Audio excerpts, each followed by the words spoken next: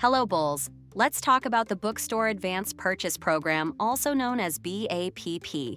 So, what is the BAPP exactly? It's important to note that BAPP isn't additional financial aid.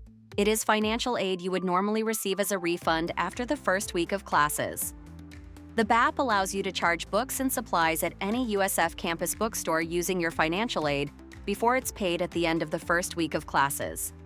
It is generally available 1 month before classes begin each semester. So how do you get BAPP? In order to receive the BAPP, you must receive at least $100 more in financial aid than on your USF bill. If you use the BAPP, your purchases will be included on your USF bill. If you don't spend it all, the remainder will be included with the rest of your financial aid refund during the second week of classes.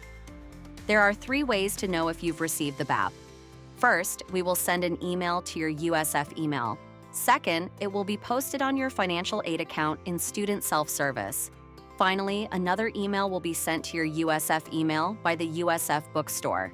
To see if you have a BAPP and view the amount you may spend in the USF Bookstore, log in to Student Self-Service by clicking the tile on My USF. Select Financial Aid. You will see a message indicating your BAPP eligibility.